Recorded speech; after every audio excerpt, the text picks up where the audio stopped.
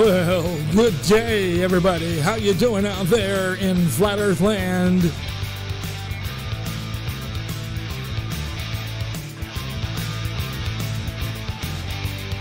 Time to cut loose and turn up with the Ric Lotek Show. Only here on FERlive.com. Welcome aboard.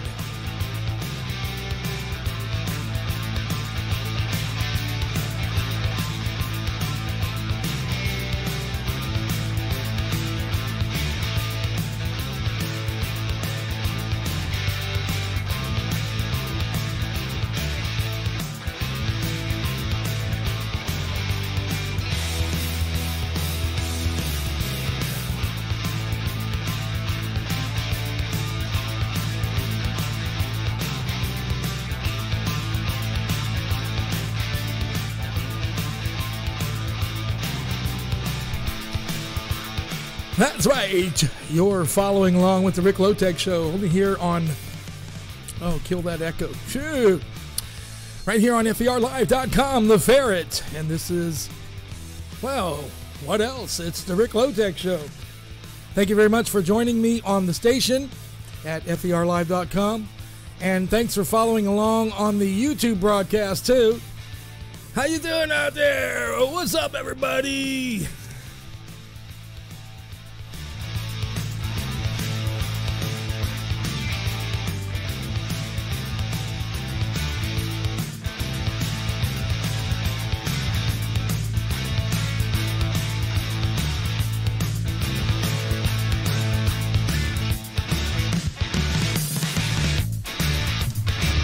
Hey, that's right. You've come to the right place, only here on FERlive.com. What's going on out there, huh? If you're on the East Coast in the United States, I can tell you what's going on. It's cold. I went out there to walk my dog early this morning, and she took a look outside. Oh, beg your pardon there. But anyway, she took a look outside, and she turned around and came back in and said, I said, well, I think it's okay. You know, I don't like my dogs go on the floor, but how'd you like to go out there and try to go? But anyway, welcome aboard. Welcome to the Ric Lotek Show. I'd like to remind you right now that Flat Earth Radio Live is currently conducting a Flat Earth clothing and sticker sale. Did I say clothing? Clothing! Flat Earth clothing and sticker sale. You know, I'm afraid that I keep telling everybody this. Nobody buys these things. Nobody orders these things off the internet. Now, if you're at an event or something like that, you know, I could probably persuade you to buy one of these stickers for, you know, $4 or $5. But it's very difficult to persuade people to order them off the internet. But hey, if you want to, we've got them at FERlive.com. We've got a wide range, as you can see. If you're on our following along with our YouTube channel right now, you can see that we have some incredible different designs, off the wall designs, all flat earth related. I've done a lot of them myself. We've got some of our hosts that are designing t-shirts. Let's see if I can find this now. We also have not only t-shirts, but these cool little... Oh, where'd they go? If I can find them. Let's see. Where'd they go? Anyway, they're ball caps, all right? They're ball caps. And they're in, I think, one of these advertisements here. So, yeah, and there's some really good, neat designs. We got some great colors. We got the neon colors, the greens and the reds and all that cool stuff. So, check them all out. It's easy to do that. All you have to do is go to... Oh, there's the ball caps right there. If you're looking in right now at YouTube, which is a cool idea, you know, and we want you to listen to the station, but if you're near a computer and you have video you know, some connection like that, by all means, watch us on the station, because, you know, there's a great effect that comes along with showing you the images. Not just of me, but all the good stuff that we have. So make sure that you remember that we have a Flat Earth clothing sale. You can catch all that, not immediately, but this is where they're all going to be eventually at FEmerch.com, FE Merchandising. And again, you can find that off of the front page at FERlive.com. Go up where top there to the right a bit. It says FEMG. Scroll down a little bit. It says merchandising. That's where you want to be. And we're getting new shirts in all the time. We have currently made a cool deal with a new supplier that prints the shirt. So that's going to translate as a savings down to you. So yeah, and by all means, check us out. We're having a t-shirt sale. You can order straight off of our Facebook page. Just do a search on Facebook for Flat Earth Radio. And you'll come right to us. And you can go down there and scroll down and look at all the different shirt designs we have. Look at the hats. We got stickers. We got new designs coming in too. So keep an eye on them. You're bound to see one that you like. And please support us. All this supports Flat Earth Radio Live. It supports our equipment. It supports our broadcasting system, our software. In fact, I finally talked my station manager into buying a new set of software today that's really going to make us rock. So, yeah. Somebody's got to pay for all that stuff. So, help us out. Buy a t-shirt, buy a shirt, buy a sticker. Hey, come on. Show your support for the ferret. We appreciate it. Once again, go up to the FEMG sign there off our front page and scroll down to merchandise, and you'll be in the right place. Or contact me. Make sure I'll give you a launch to show you all the images, whatever you want. Let me know what you want. So, Flat Earth t-shirt and hat and sticker sale only here at ferlive.com. And make sure that you understand that at the Flat Earth New Zealand Expo, the conference coming up in Auckland, New Zealand, where you'll find our own Mark and Shelley covering the event live, you can expect to see a small pavilion over there somewhere on the floor where you'll find Flat Earth Radio there. And I'd like to be giving them away. I'd love to be doing that, but these things cost a fortune.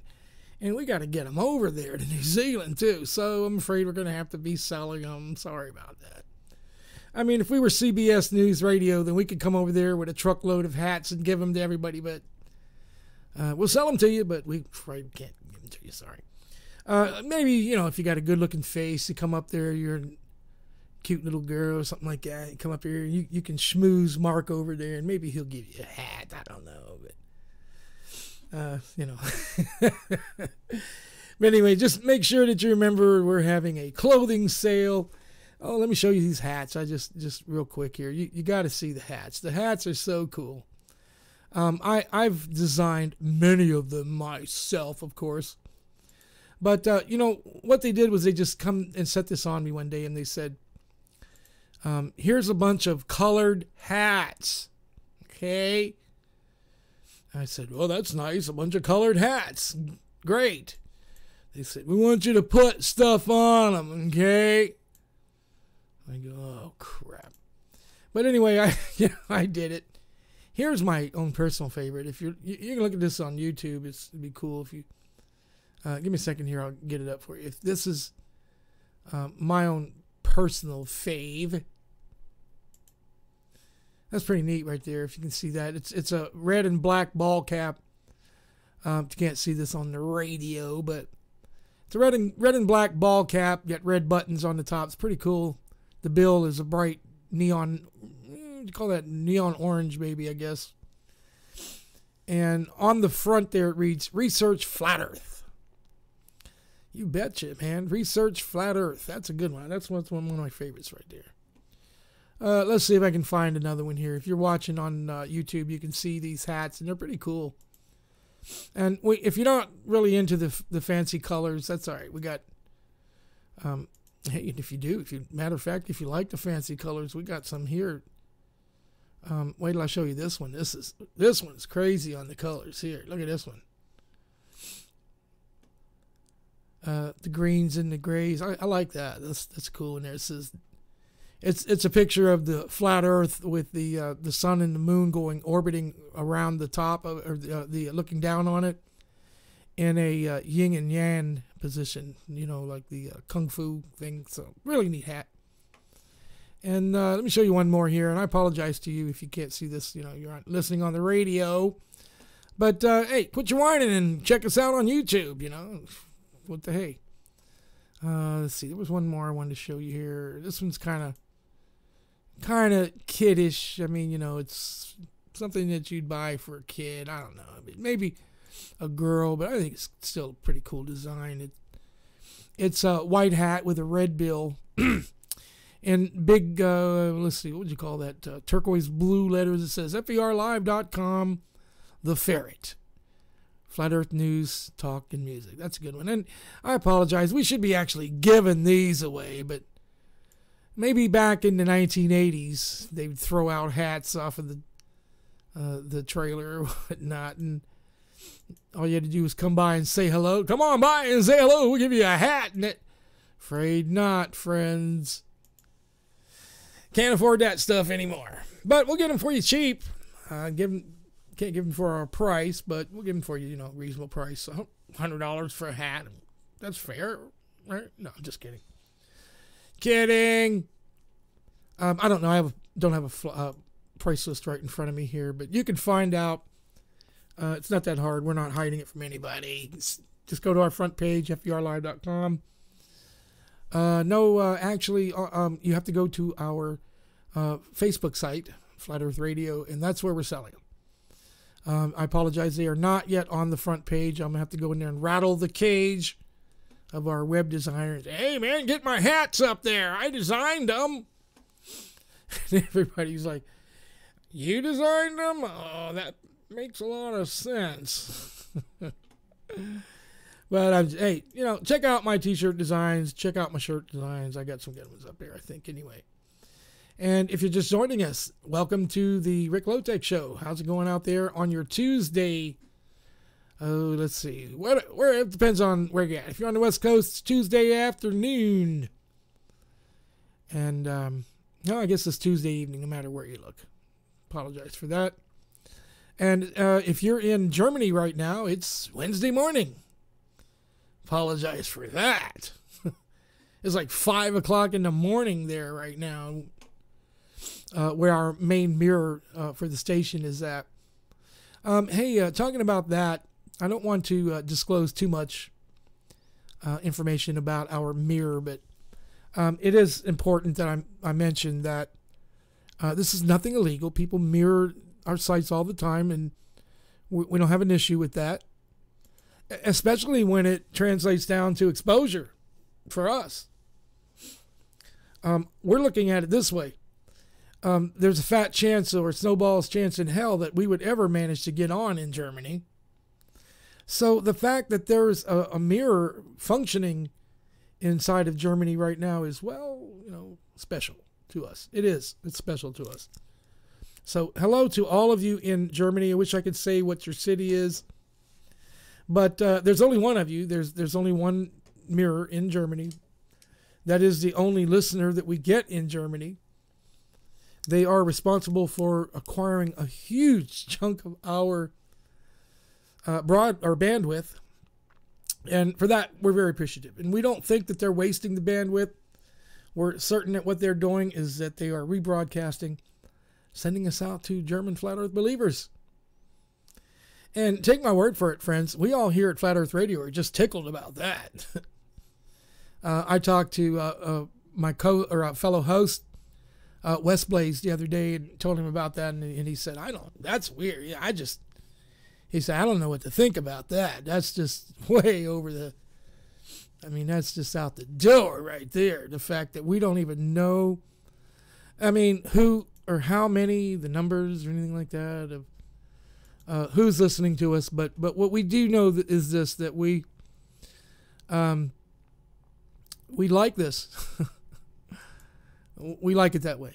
We like people coming from all over the flat earth, because that's what this is about. This is not a local thing. That's why we are so careful to never call this a movement, because this is not a movement. This is something that's going to last. This is not going to move and then stop moving, which is what a movement suggests. This thing is going to continue on. At this point, you couldn't stop it. The Flat Earth Collective has a life all its own. And let me show you the evidence of that, ladies and gentlemen. Let me just illustrate that. And I can do that using nothing but words right now, because of what a man said to me this afternoon in a message on Facebook. He said, it's not that I have a problem with your flat earth thing, and because I believe in aliens, but he said, why can you tell me why people are saying that you guys are some kind of a demonic cult? I said, oh, are they? They're calling us a demonic cult now, huh? A demonic cult. Well, they called those people at Waco, Texas, a demonic cult too, just before they moved in and eradicated them like animals. Women, children, babies, they didn't care. And here's what that indicates to me. That indicates that we have reached demonic cult status, which means that we now instill fear inside of the general populace. And I need for you to understand how that works. Fear is a vital ingredient inside of indoctrination and control, mind control. In the late 1940s, during and just after World War II, a group of American soldiers, not soldiers, but officers, went in and began conducting interviews with Rudolf Hess, who was actually being held at a military base outside of Dufendorf, maybe I shouldn't say, but somewhere inside of Germany. Rudolf Hess was captured early in the war, and by this point had been a prisoner of the Allies for 6 years. Or maybe even longer. I'm not certain. I'll have to check on that. But during this time when Rudolf Hess was a guest of the Allies, Hess wrote in his memoirs, or actually not his memoirs, but he wrote to his family in letters that the Americans were trying to mesmerize him and poison him. And it's likely that they gave him agents and that type of thing, and extracted the secret, or let us call it Hitler's recipe for mind control, was extracted from Rudolf Hess by American colonels. Colonel Reese, exactly, was his name. Can't think of his first name, but Colonel Reese. This is what Rudolf Hess wrote home in letters to his family, that this Colonel Reese was trying to mesmerize him and poison him. And here's why. Rudolf Hess was one of Hitler's inner circle. And Hitler actually drew up the designs and the concept for mind control, for mass mind control. And maybe he didn't invent it, but he perfected it. And he had this formula in mind. Now, it is my belief that the Allies didn't sort of inadvertently capture Rudolf Hess. It is my belief that Rudolf Hess was sent on a mission to get captured by the Allies, because Hitler knew that the Allies would not only attempt, but they would extract anything from Hess that they could get. And so Hitler programmed Hess with his complete recipe for mind control, indoctrination.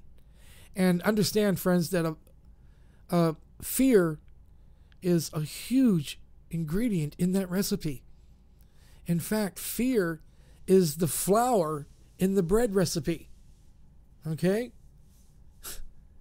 Without fear, none of this will work. None of it. And so when you understand that you're reaching people in a form to where they think that you're now a demonic cult, understand that now what you're dealing with is the same kind of fear and prejudice that is always the direct defensive approach of anyone who's caught in the middle of something with episode where they have caught with their pants down. And this is how people react when they feel like their world is now come under attack. When you attempt to reassemble someone's concept of the world, and you try to dismantle their cognitive dissonance, there is always an unwanted side effect that comes along with that. That side effect is fear. Some people will react with anger, but it's always emotion. Because you have to understand, friends, that you are dismantling a major part of their psyche. And so, we must be very forgiving in this business of truth laying. We must be very careful. I don't know how many times I've learned this on my own and in my own experiences with Facebook, social networks like that. And it's so easy to upset someone's balance. When you do that, inevitably comes this fight or flight sensation, and that always comes over the person. They're sent into the fight or flight response. I got to get out of here. This guy is attempting to dismantle everything that I've ever believed.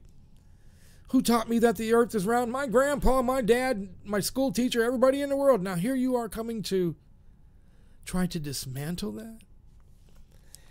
I want you to understand, friends, that you've got me under attack. This is just to explain to you why so many people, and I get asked this all the time, why do so many people get so angry and react with fear? And this is what we're dealing with. When I'm approached by a man who tells me that, hey, everybody out there is saying that you guys are a demonic cult, and I say to this, I have this to say to that. I say, well, you know what? That just goes to show that what you are is a witch hunter. Out there searching for those demonic cults, aren't you? What are you going to do? Burn me out too, like you did the guys at Waco? Huh? You can't burn us all out. And I'll tell you why. Because people like me, people like Mark, people like Shelley are going to get on this internet, and we're going to get on these here microphones here, and we're going to stand up and we're going to say, hey, we don't like it. What do you think of that? Hey, granted, there's little we could do about it, but we don't gotta like it. Hey, did you hear what I said, friends? I'm going to say that because that deserves repeating. There's very little that you can do about what's going on around you in this flat earth, but you don't gotta like it. I remember my mother used to say that. I'd say, Mom, look at that, look at this research, and they're this and they're that. And she'd say, all right, okay.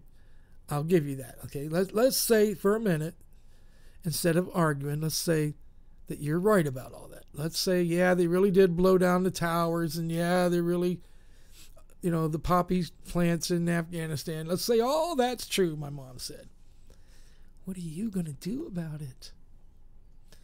And I'm like, well, Mom, I don't have to be a party to it. Now, do I? I don't got to like it.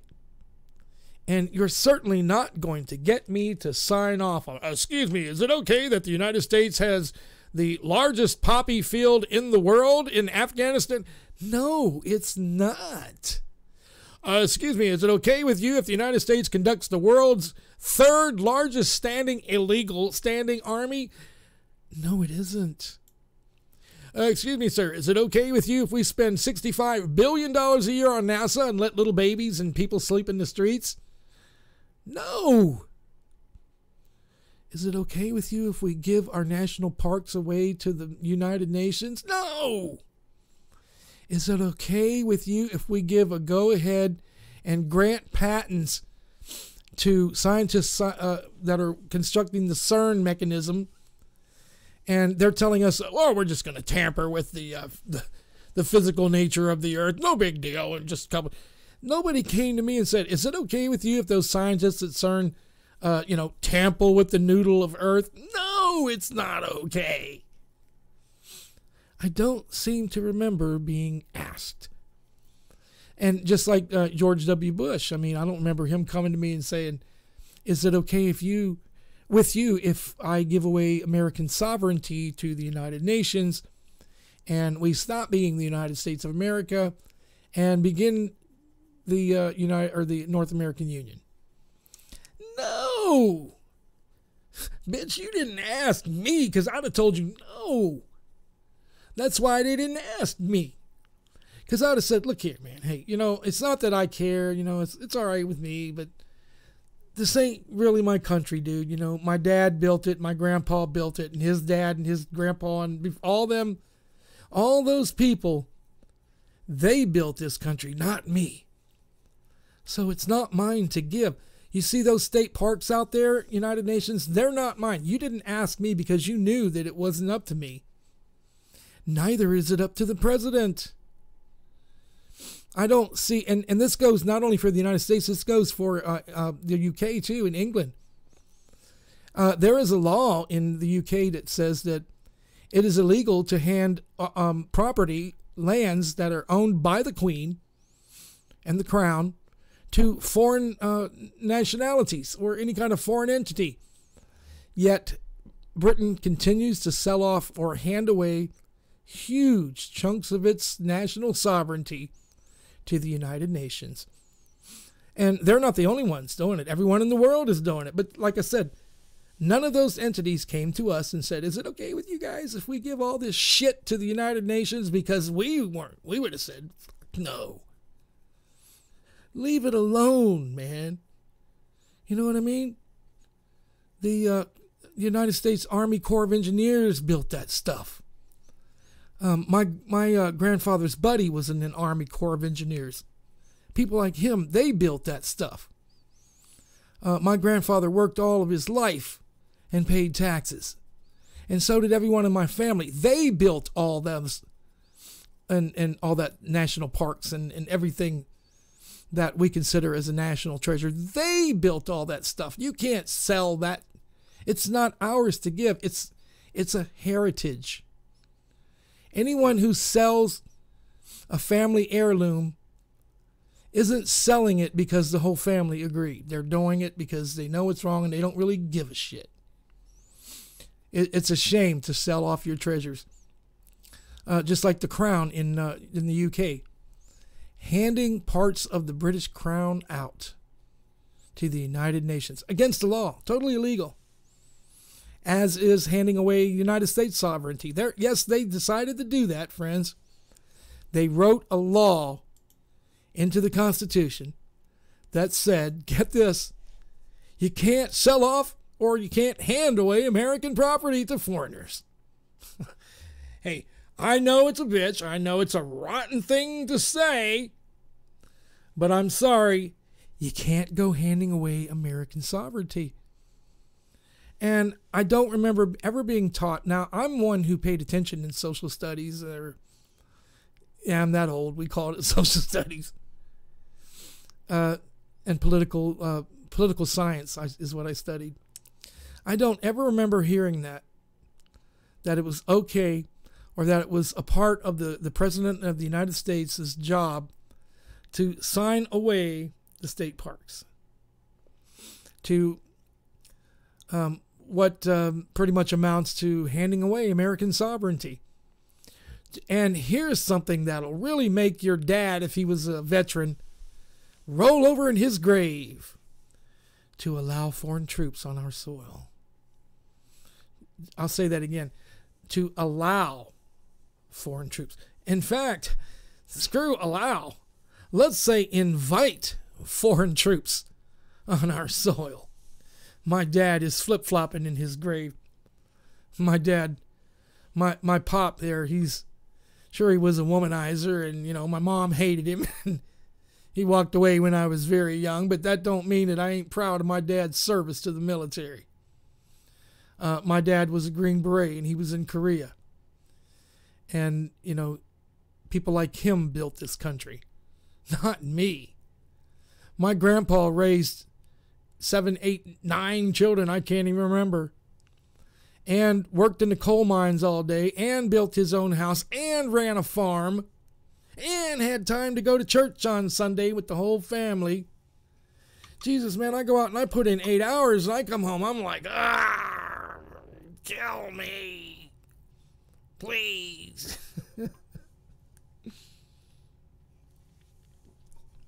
you have to admit, if you're a man, now this don't go for everybody, I'm going to admit that, but you have to admit that we have gotten soft. Today's modern men, I mean, in terms of what our forefathers did, in terms of what my grandpa did, my step-grandpa raised 13 kids and and operated a tobacco farm in Central Virginia. These men of old. My mother's side grandfather fought in 2 world wars. Amazing. But I can't do that. So we modern people, we tend to get lazy.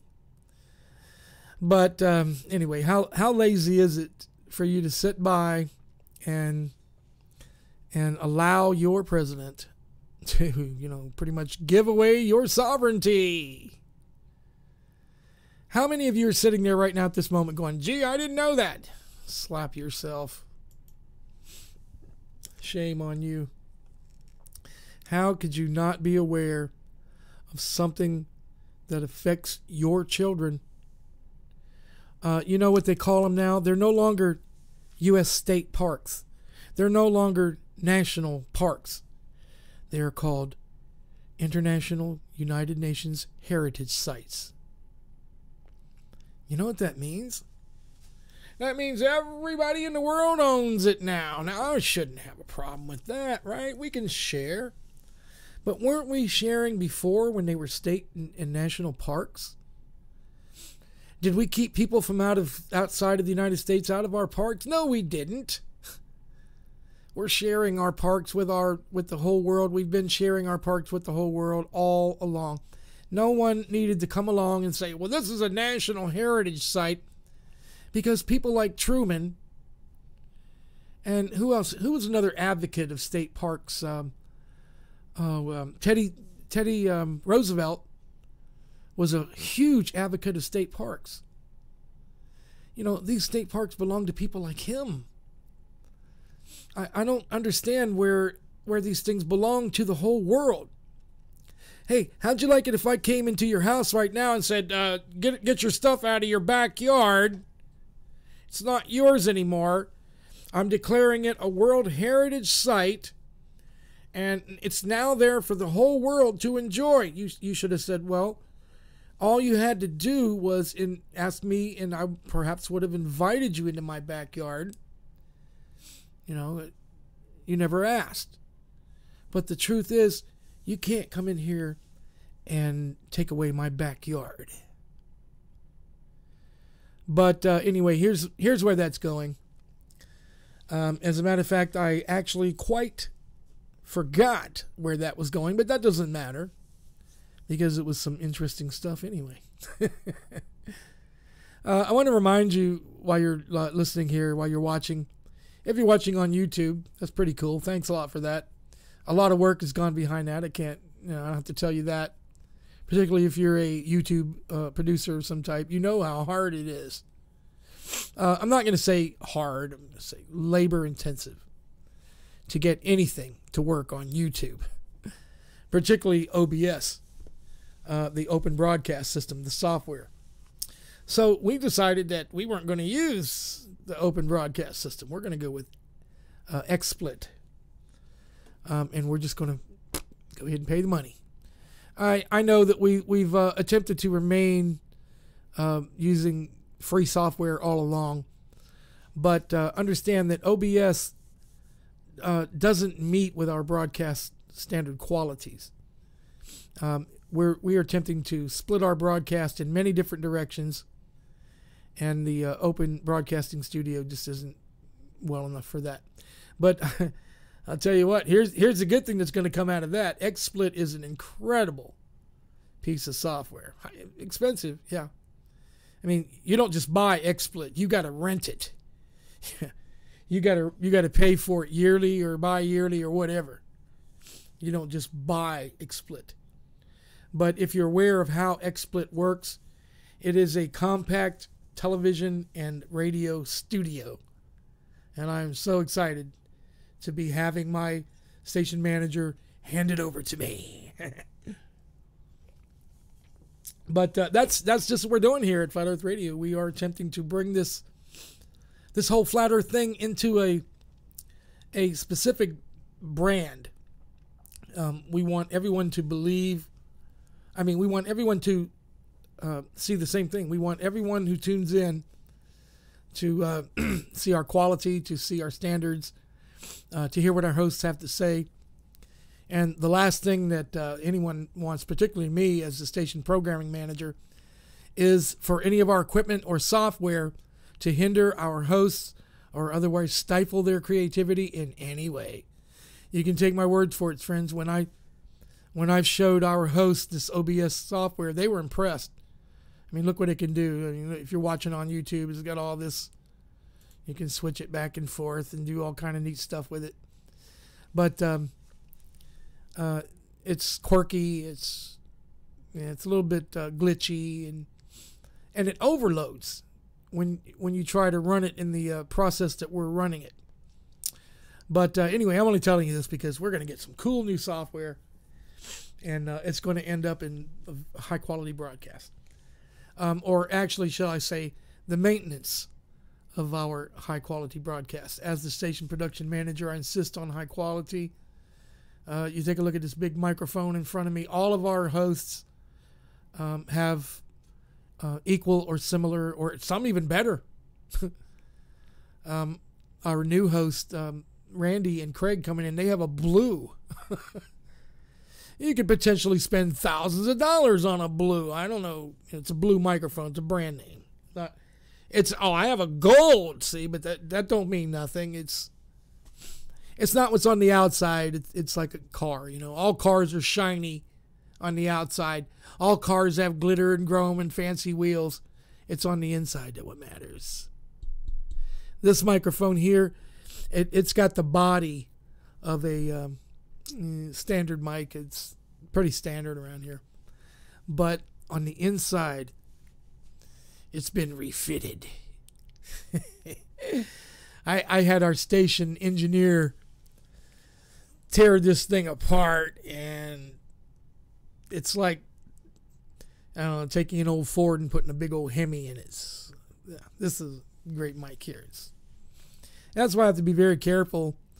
Very often you'll hear my wife in the background. You know. See, I'm one of those hosts who I don't have a studio. I mean, this is my studio. It's just my wife and I. We don't have kids running in and out. I only have my wife running in and out, but it's okay. Don't worry about it. If you're just joining us, you're listening live to the Ric Lotek Show, and I'm that guy, Ric Lotek. And here's what I do. I don't just sit there and gab. Normally, I discuss the flat earth and important stuff like that. I just wanted to tell you about our cool little shirt sale and that kind of thing. Also, I want to remind you about the Flat Earth New Zealand Expo. You can get more information about that basically by listening to the station. It's really cool how we got this little, I guess you'd call it a commercial. And in about 10 minutes or so, you're going to hear that commercial. And at that point, you will get all the information that you need about the FE New Zealand Expo. So make sure that you stay tuned. That is an important event. If you're if you just happen to be in the neighborhood near Auckland, New Zealand, decide to make that a point to go in there and check that out. You know, these Flat Earth conferences are becoming very widespread, and they're breaking out like wildfire. At these conferences, incredible things are said. Information is taken away, ideals exchanged, and changed. I know, I've been to these conferences. They are incredible. So make sure that you go to that one in New Zealand, and I think it's a couple of weeks later, the QE 2019. We have Flat Earth official National Flat Earth Day coming up on the 19th of February. We're going to post a calendar of events on Flat Earth Radio Live, possibly on the front page. We try to keep you up to date with everything that's going on here on the station and on our YouTube channel, but that's rather difficult. I'm going to create a calendar with all the different conferences on it. And not only are we going to present the commercials for them and, help advertise their events, as I said, we're going to send our host to them. We're going to cover them live. Remember what we did in Denver? The Flat Earth International Conference in Denver, Colorado? That's what we're going to do again. We're going to have our host, Mark Hollander and Shelley Lewis, are going to span out on the floor and look for flat earth people and round earth people and anybody that they can find that's willing to do a live interview. So if you see them, you see Flat Earth Shelley and Flat Earth Mark, you go over there and you say, "Hi, I just want to give you guys a big old hug." Make sure you do that. They'll be there at the Flat Earth Expo in New Zealand. And again, you listen to the commercial, so that way you don't have to take my word for it. So you get all the information, and tickets are available now off of their website. Make sure you attend that in Auckland, New Zealand. If you're the traveling kind, that's for you, lady. I so envy you. There's nothing more than that I would enjoy than traveling around the flat earth, going to all the different conferences and that kind of thing that's going on all the time, because they really are a great time. Here's one other thing about that. At these conferences, there are exchanges of information, phone numbers, Facebook accounts, that type of thing. And these things are lasting. You form these bonds. I've actually heard people say, I go to these things because I heard one lady say on the commercial, the lady said, all I have to do is even say Flat Earth to my mother, and she gets that look on her face. But she said, when I come here to the conferences, I can talk about Flat Earth all day and nobody gives me that look like my mother. I had to laugh. That was a good one, I mean, hey, how many of you, who among you can honestly say that your mother didn't have one of those looks? And if she gave it to you, man, you better watch it. Yeah, mine did. Bless her heart. My mom had one of them looks. And get this, just because she's gone, she's no longer with us, that doesn't mean that she still doesn't give me those looks. I'm engaged in doing something, negative or something I ain't supposed to be doing, like, breaking into the White House and looking for clues of the flat earth and that type of thing. No, just kidding. But each time I do that, things like that, I can just see my mother looking at me with that frown that she gets. And it's not an angry frown. It's almost like a brace for some kind of impact. She's saying, "Oh no, what have you done to yourself now?" We only hurt the ones that we love, don't we, friends? But check it out. By the way, we have the schedule all updated. All you got to do is go to ferlive.com, the front page, and look off to the side there toward the top where it says schedule. I'm in charge of the schedule, so all of it's up to date.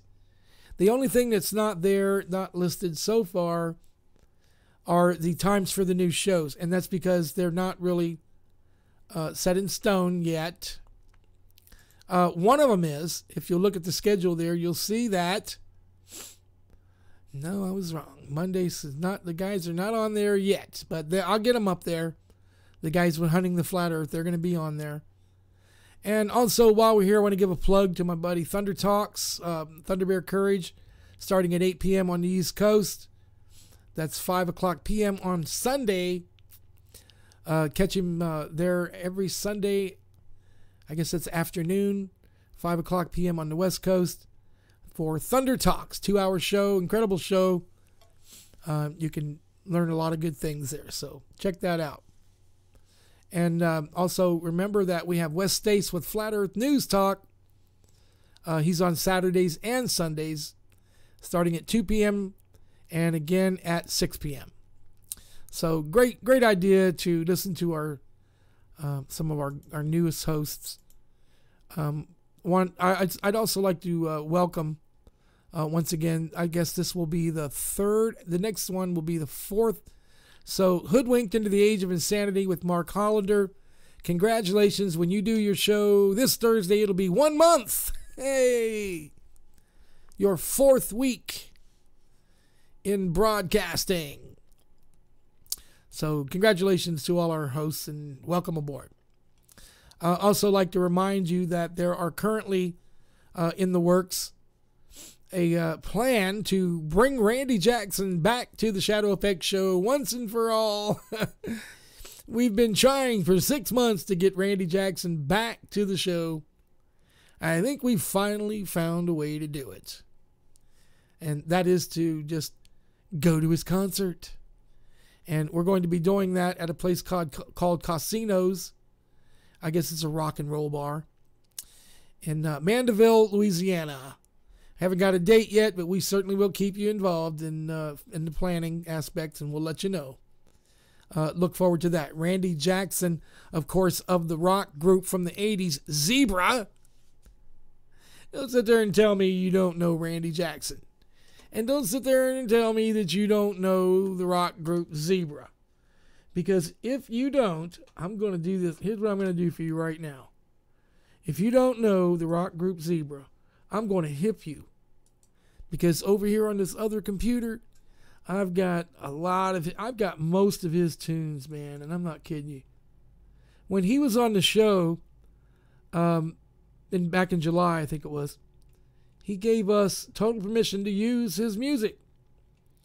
What we didn't know was that he's not able to do it. Isn't that amazing that in this system that we live in, this entertainment system that we live in, you're not even owner of your own material anymore? But I guess it's okay. I mean, it's like, if you had a car and you sold it, you sold the car, you're not going to go over to the guy's house the next morning and go, hey, I'm just going over to the store. I'll bring it right back. No. So anyway, here's what I want to do. I've got, if I can find it here, I've got this cool song I've got a bunch of songs from Randy Jackson and Zebra, and I wanted to play it. Anyway, we were playing his music on the station on the regular rotation. Very proud of it too, and we thought our association with Randy Jackson was, all the thing we had to worry about. Sorry, no such animal. Didn't turn out that way. We didn't get any trouble, but we could have.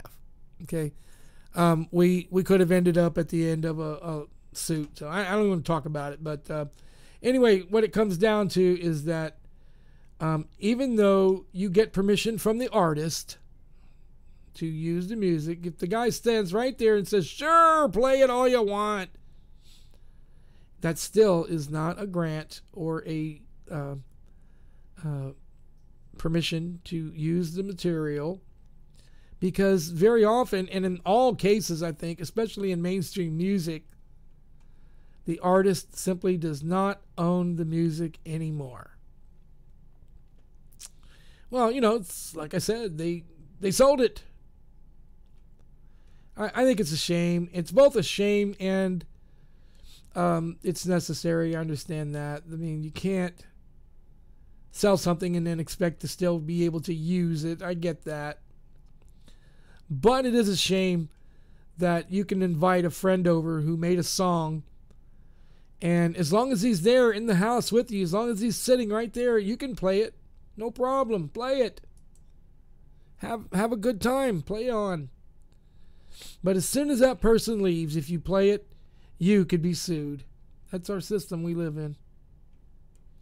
And, come to think of it, by the way, I'm not even certain that while he was here and we had him on the show, whether it was legal for us to play his music. But anyway, I can play his music right now, but only a little section of it. But then the problem is that I can't find it. So maybe it's what it is. I got rid of it all. Who knows? But we have to decide that, we have a very explicit issue with copyrights. So we have to be very careful. And that's all I was saying. When you have a host on the air with you, like for example, if the Rolling Stones comes on Johnny Carson, the Rolling Stones can come up there and play their music for Johnny Carson relatively royalty free. Now, naturally, there's going to be some charges because it's the Johnny Carson show, but I'm just using this for an example. So those guys can go up there and play their music live. That's okay. If I record that music and the band leaves and 2 days later I play the recording, that's a copyright violation. Does any of that make sense? I mean, sure, it makes sense. It may not be cool. It may not be right. But yeah, it makes sense.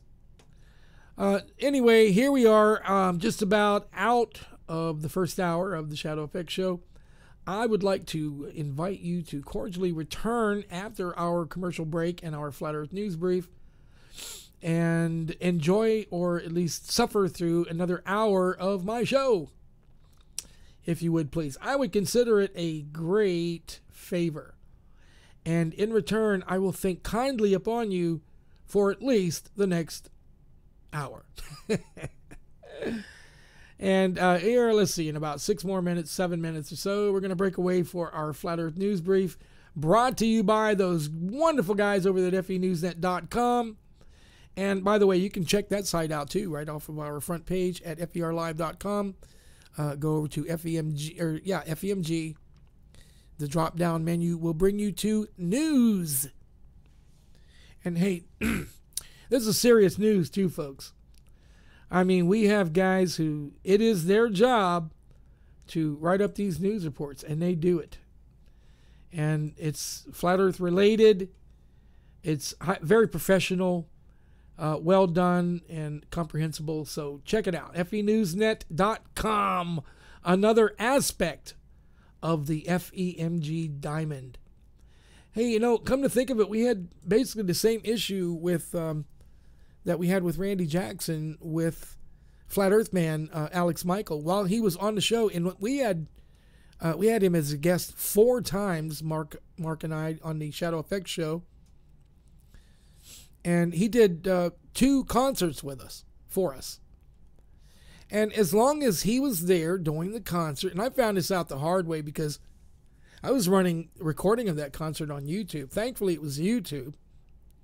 You know how YouTube is. YouTube would just slap you on the hand or tell you, hey, it ain't cool or whatever. Out here in the real world where there are radio stations being broadcast, they're never quite that forgiving. But anyway, here we are running all of Flat Earth Man's music on the station, thinking, well, he's our friend. He's been on the station 4 times.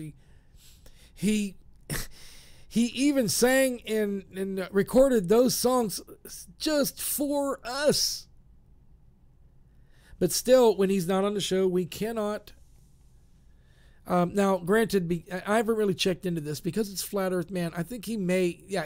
We probably could play his music. But there's another group called Earth Boy. You know that song? Earth spelled U-R-T-H, Earth Boy. I found out the hard way that those guys have copywritten their music. And here's why that's important. There's a lot of talk these days of people monetizing the flat earth. Yeah, it's just a joke. You know what? Show me one thing that's not being monetized. Yeah, the flat earth is being monetized too. Although just not by us. People like me and all of our hosts, people like Wes Blaze Jones, who's an incredible artist, whose music should actually be picked up by some kind of record company, and probably will. But in the meantime, we're all just out here, and we're the ones doing the hard work. But yet, I guarantee you that right now, and I won't use any names, there are people who are in the flat earth right now who are making a fortune. And these people, you can check on it. I don't need to even mention names. You can check on them. Since they have gone into the flat Earth, they start flying all over the place. They have expensive homes. They give the appearance of being loaded. And I'm scratching my head. I'm saying to myself, gee, that's great that these flat Earth people are making money off of this. But if one of us is making money off of the flat Earth, shouldn't all of us? I mean, what the hell? Why are most of us sitting here saying, to hell with monetizing the flat Earth, when there are people out there right now that have already monetized the flat Earth and are cleaning the hell up on it? It's not me. It's not Wes Blaze Jones. It's not my station manager. It's not the owners and operators of FEMG. None of us are cleaning up on this thing because none of us have yet monetized the flat Earth. It's not that we're looking to. But that's just something that you should actually concern yourself with. So anyway, I want you to come back after the commercial break. We'll finish up this conversation about monetizing the flat Earth. And also I'd like to tell you a little bit more about, what to expect at the New Zealand conference, the expo, and a couple other places, including the Question Everything 2019. So make sure that you come back. This is Flat Earth Radio Live, The Ferret. You're listening to the Ric Lotek Show, and I'm that guy, Ric Lotek. So you come back after this, and I just realized that, we're recruiting. Like I said, at this point, I'm going out 4 different ways. And what I mean by going out are broadcasts.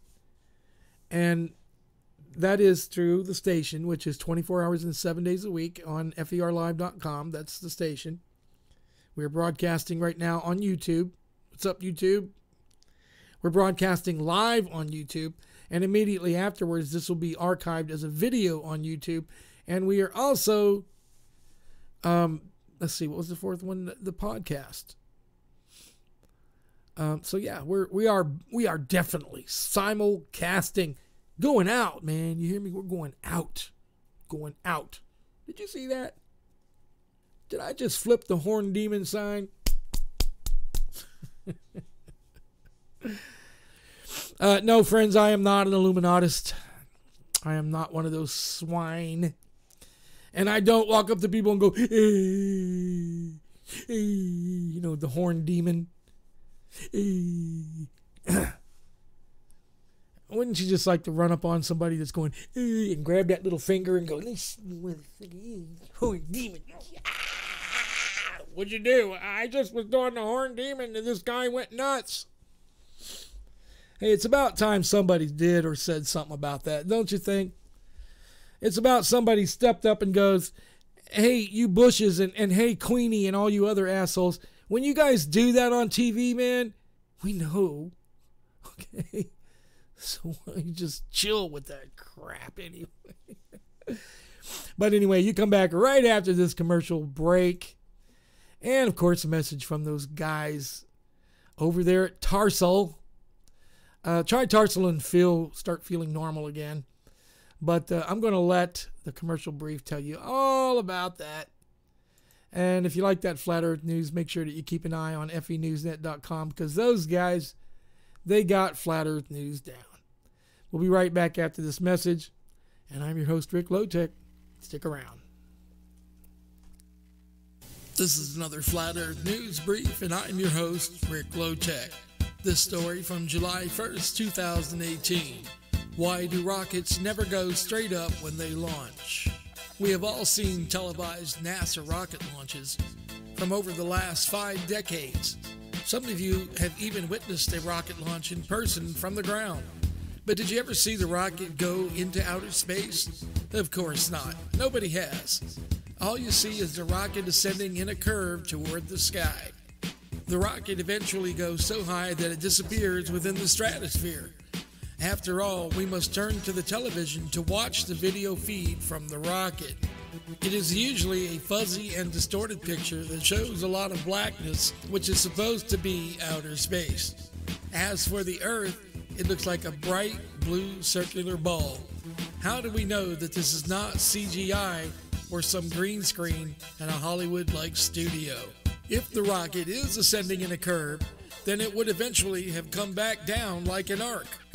So where does it descend? There is never any sign of rockets crashing back down on land.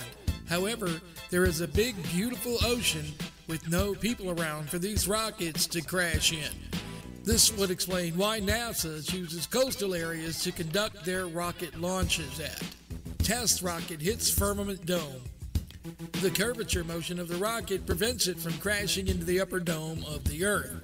If the rocket were to ascend in a perfectly straight and vertical motion, it would crash right into the dome.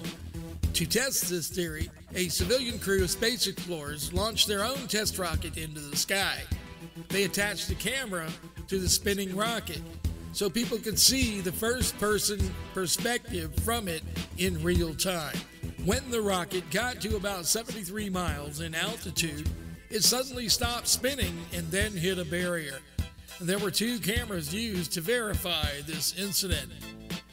NASA continues to deny that the Earth is flat, despite this evidence. But as amateur flight technology becomes more advanced, the civilian world is getting closer to proving the real truth about our flat world. Other photographic evidence exists which illustrates the curving rockets very clearly. You can now see how these rockets left a smoky fire trail behind them, which curves just like an arch.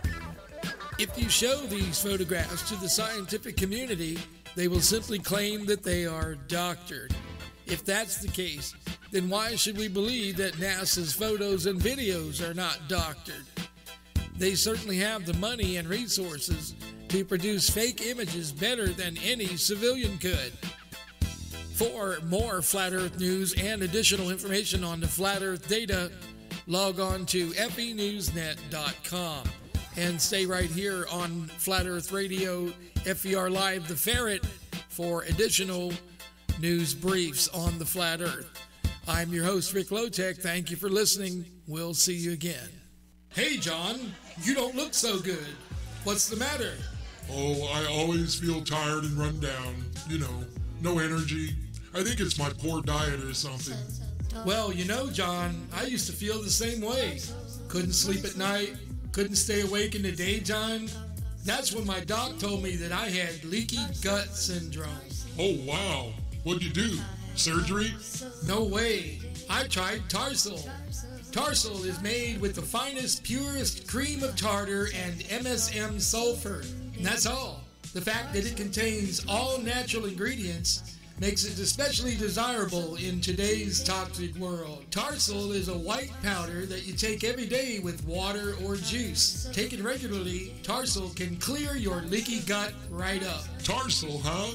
So what else does Tarsal do? Tarsal can help with acne, psoriasis, constipation, gallstones, heartburn, hemorrhoids, hypertension, IBS, and UTI. Wow, that's quite a formula. Yes, it is. And Tarsal also helps you to relax, repels insects, and can help you stop smoking. So how do I find Tarsal? That's easy. Just go to Tarsal.com or call 619-363-1264. Try a bottle today and begin feeling normal again. TARSUL.com. Try Tarsal today. Thank you for listening to FERLive.com, The Ferret. FERLive.com is an FEMG production.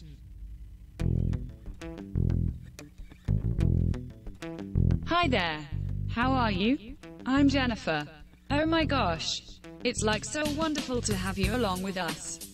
You're tuned into FER Live The Ferret. Who are we? We are the first internet radio station to ever integrate Flat Earth music with Flat Earth talk and Flat Earth news. We are a one-of-a-kind. We're about teaching and accepting cosmologies that depict the Earth as flat. The search for the shape of the Earth is the search for truth. When you come to understand and you're awake, you will also come to know that it's the same world, different view. The Earth is flat. and we're FER Live the Ferret. Coming to you from the Flat Earth capital, live from sunny San Diego, California, USA. We now continue with our regular programming. Thanks for listening. And please, have a wonderful life. I just love seeing all you people out there of the Flat Earth. May you be blessed. I love you, Jennifer. Please do not spurn me again. Not this again, Frederick. I told you before. If you don't leave me alone, I'll kill you. I would rather choose death.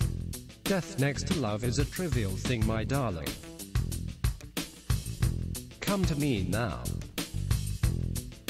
I love you, Jennifer. I love you, but Jennifer, oh dear. She's gone. She's gone.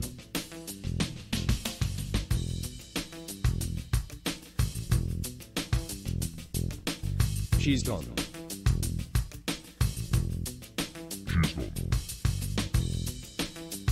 She's gone.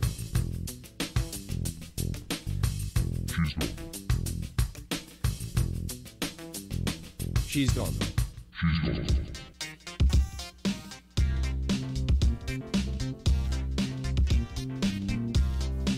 Hey there, this is your old buddy Ric Lotek reminding you to catch the Shadow Effect Show with Rick and Mark Monday, Tuesday, Thursdays, and Friday on the weekday afternoons.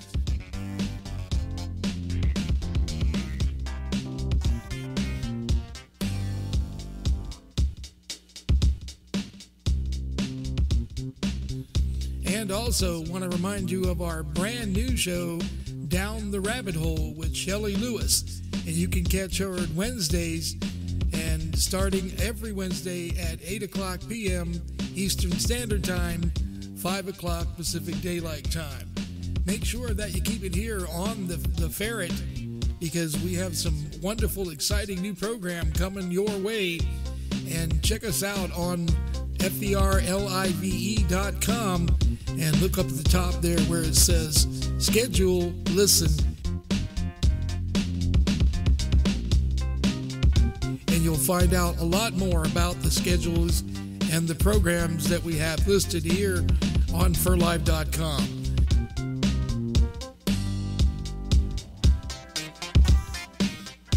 Once again, welcome to FER Live. Wonderful to have you.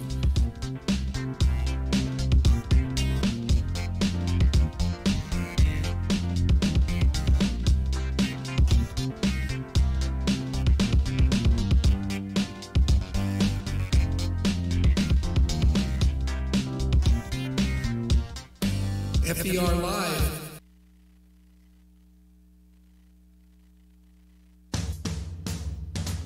QE 2019 is coming to Southern California, February 22nd and February 23rd, 2019. Speakers will be presenting on the hottest topics of the day. 9/11, was it an inside job? The moon landing, did we really go? Scientism, has science become another religion? CBD, what is Big Pharma hiding from us? Vaccines, are they safe or are they harming our children? And no Question Everything conference would be complete without the hottest topic on the internet today, what is the true shape of the earth? The 2019 Question Everything conference is shaping up to be like no other conference of its kind. This will be the event that people will be talking about for years to come. So get your tickets for the event and the VIP luncheon right now at QE2019.com. Southern California, February 22nd and 23rd, 2019. For additional information, go to QE2019.com. QE2019.com. And if you use promo code FEMG, you'll receive 25% off your ticket price right now. Sponsored by QE 2019 and FERLive.com.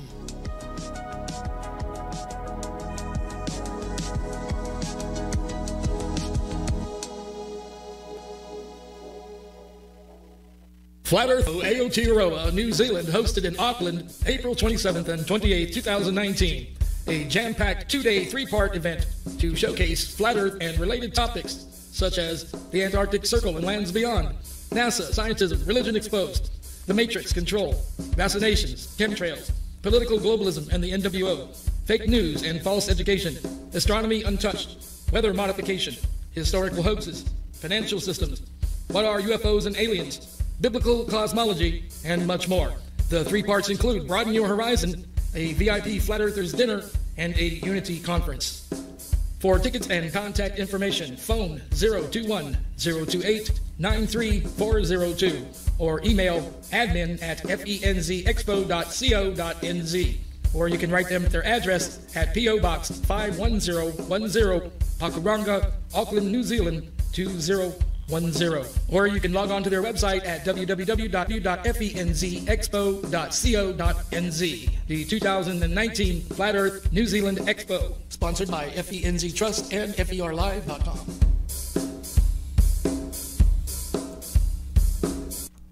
Boy, that guy talks fast, doesn't he? Can you imagine listening to a guy? Hey, can you imagine that? Listen, I feel sorry for that guy's poor wife as fast as he talks.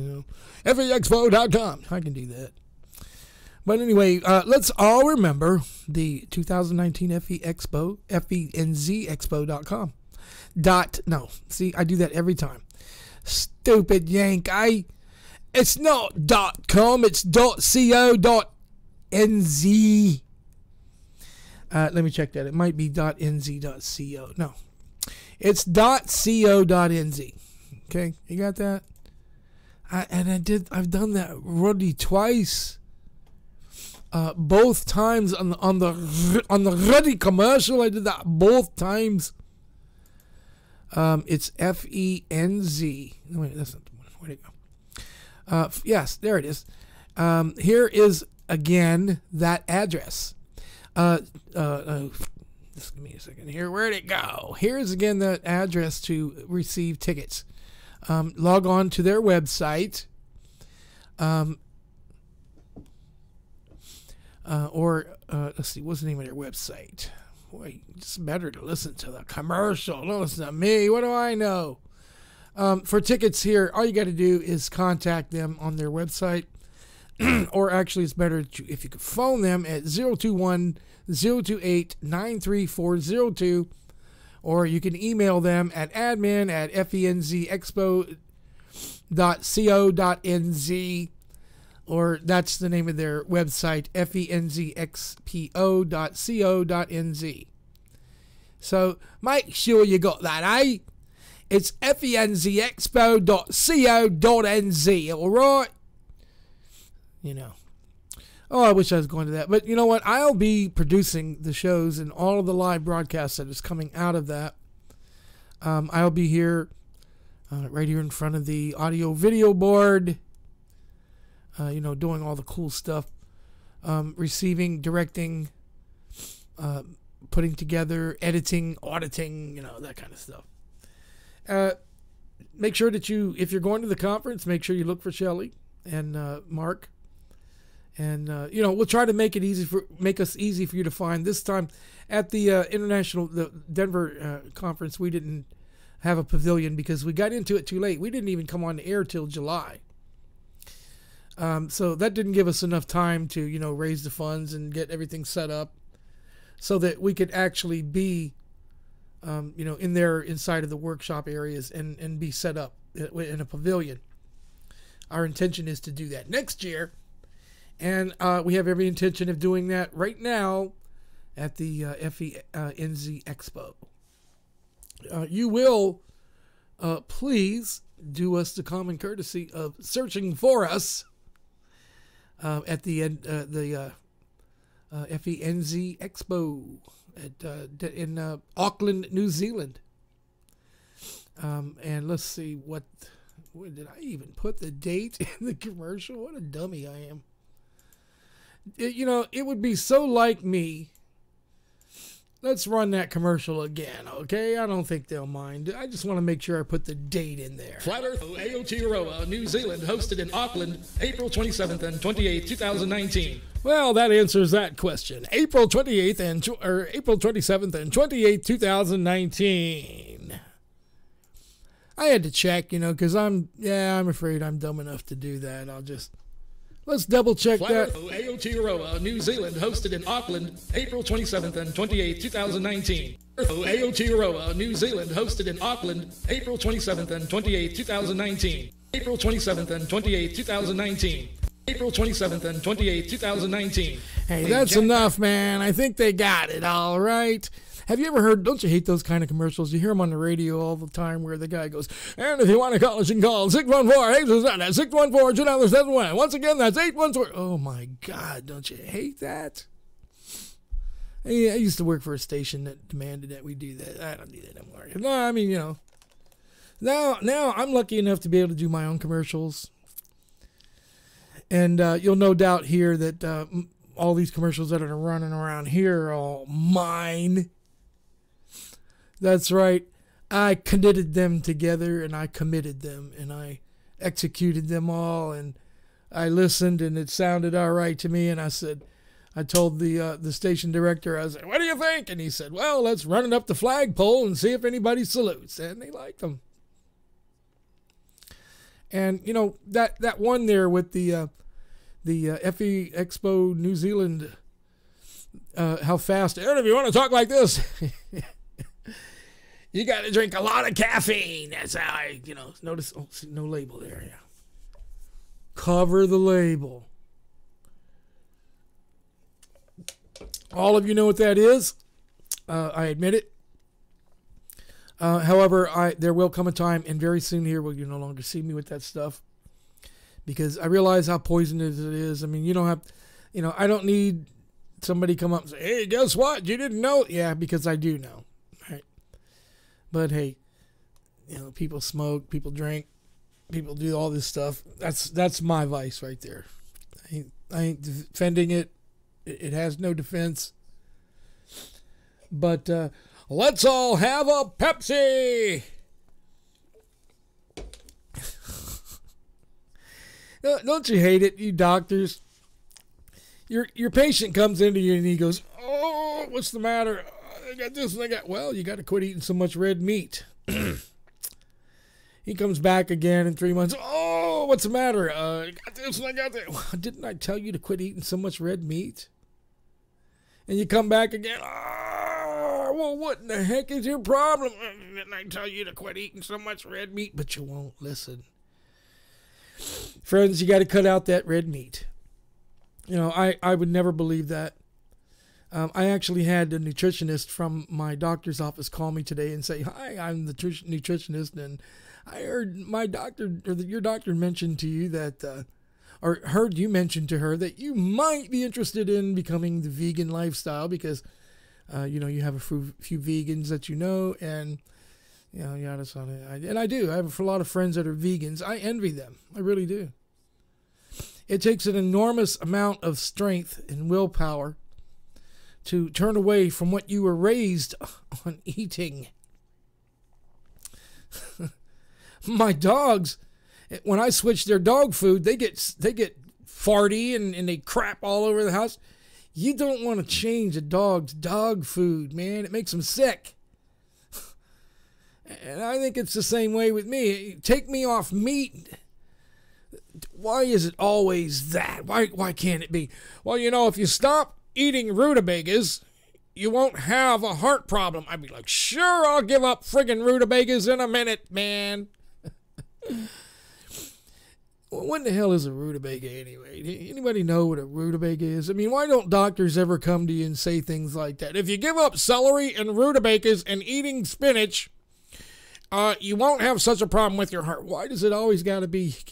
It's got to be a sacrifice. It's got to be your deepest heart, man. You got to give up the cow, buddy. And get this, friends.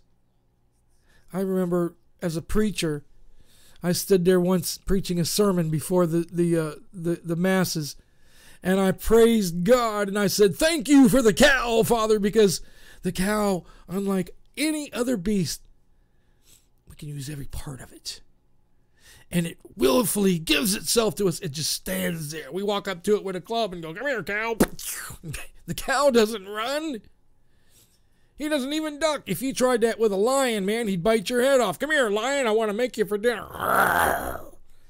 But only the cow would stand there and look at you while you came up with them with a, what do they use now? They use some kind of a stun, it's like a gun, it's got a hammer in it. It's a pneumatic almost like one of those concrete breakers, here outside. It's pneumatic. It has a little plug inside that, the plug retracts. It's on a spring. When the operator pulls the trigger, the plug goes. They just aim it right at the cow's temple and go, and the cow's done.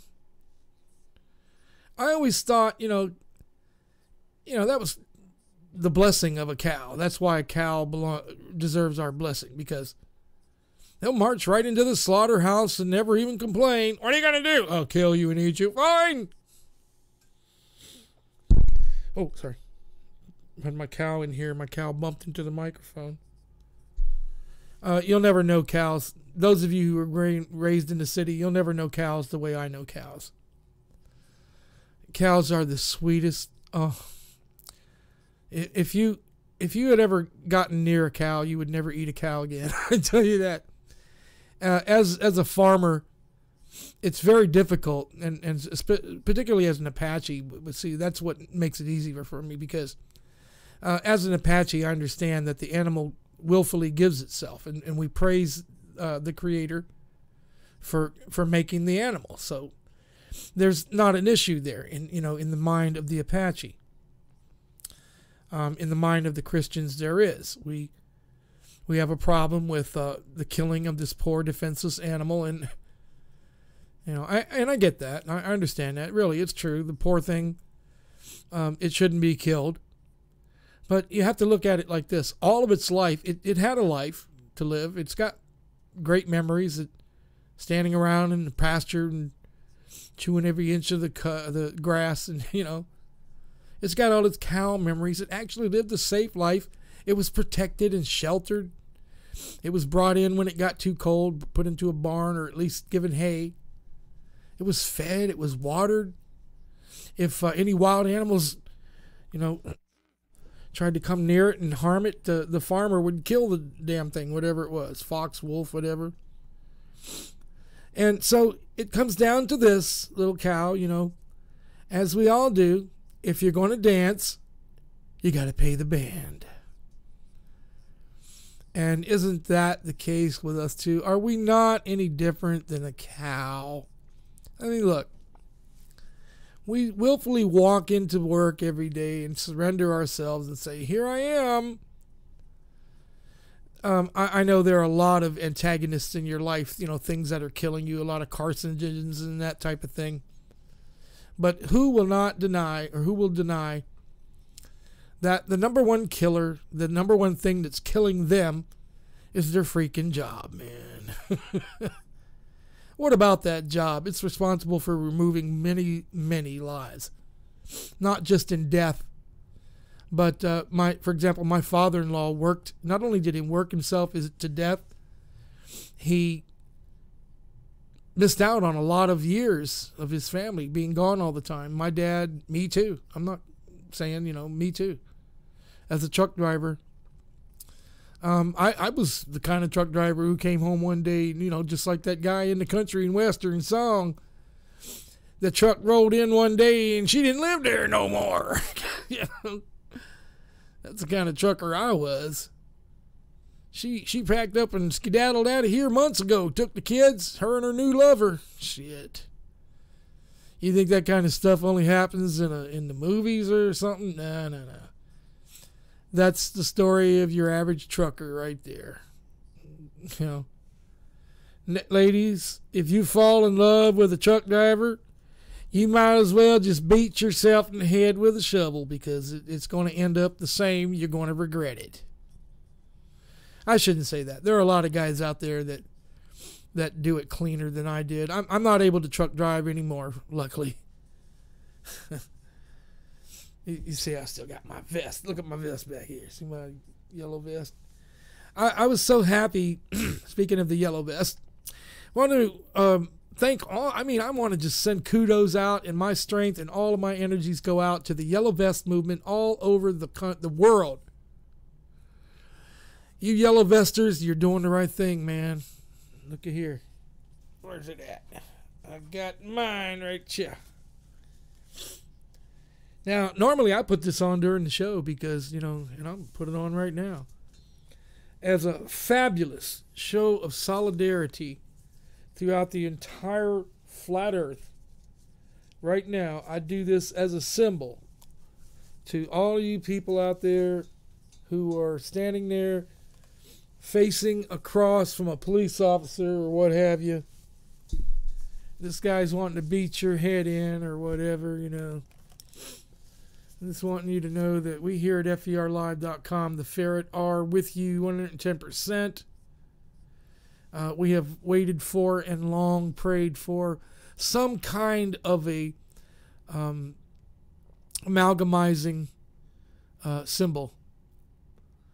Something that's going to bring us all together under one kind of understanding. And upon sight of this symbol, it's going to become immediately recognizable what it is that we mean.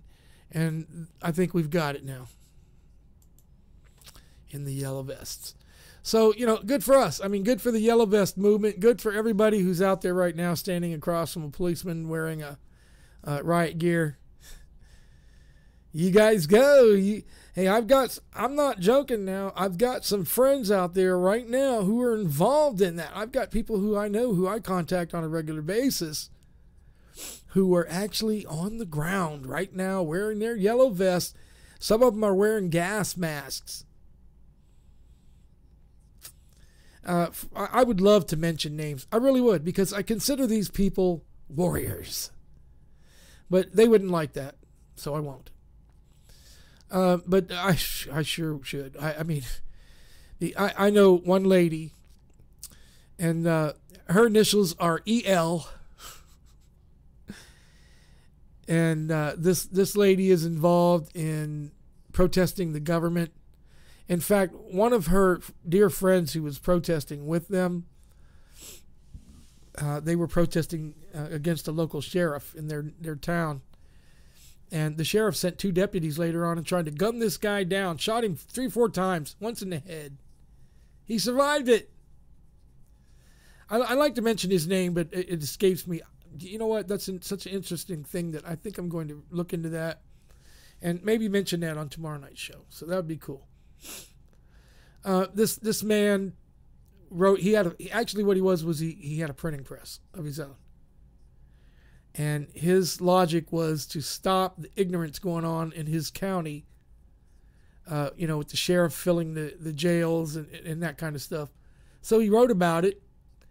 The sheriff's deputy come out there and they took away his, I'm going to tell you all about this. And this is just, cursory introduction. And, just real quickly here, the sheriff deputy come out to, and they impounded his printing press and they took it away. He took it to court. The judge ordered the sheriff to release his printing press.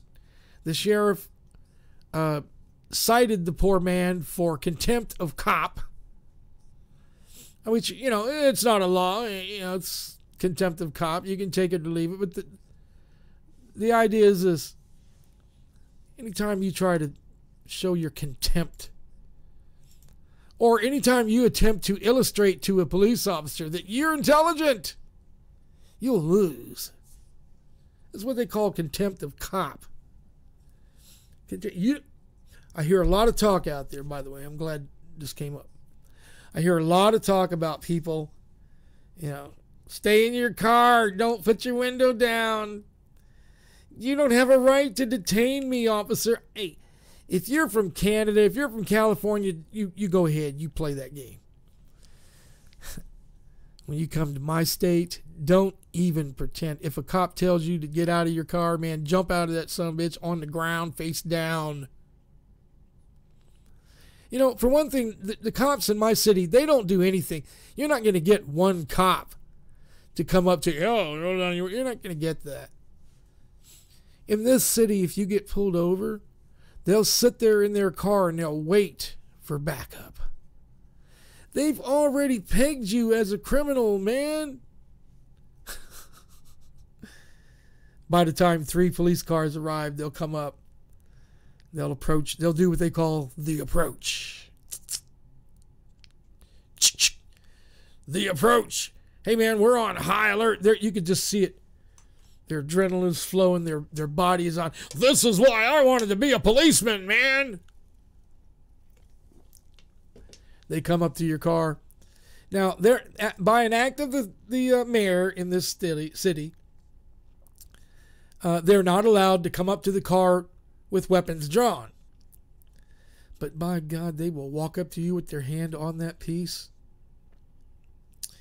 If you live in Columbus, Ohio, where I'm at, or anywhere near there, and you've never been pulled over, and you think I'm joking, go ahead and laugh. It's funny. What's this guy been watching too many movies, right? But if you've ever been pulled over by the cops in this city, you know as well as I do that it is an or freaking deal. Hey, hope that you don't have anything anywhere. Even something that didn't really get pushed through the courts way back in the past. Pray that they don't find something like that. Because we live in a prison state. Ohio is a prison state. What's a prison state? That's a place where a large number of the governor's constituents work for the prison industry. That's what we call a prison state. Ohio is one of them. So is Virginia, Pennsylvania, and about 45 others. They're all for the penitentiary. They do not want the loss of for-profit penitentiaries. They don't. So they advocate this. Now, I want you to hear something about for-profit penitentiaries that should very well blow your mind. I recently read where the owners, the bigwigs in the for-profit penitentiary industry, are threatening to sue the United States federal government for breach of contract. So what are you saying here? You're saying that Americans have given you a breach of contract because we don't commit crimes and get locked up? Basically, yeah. Now you let that steam in for a moment here. Understand this.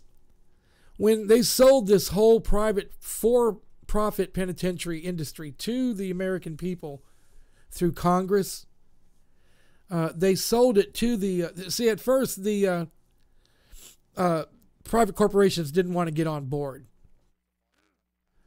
for various reasons. There was too much risk involved. I mean, hey, what if peace breaks out?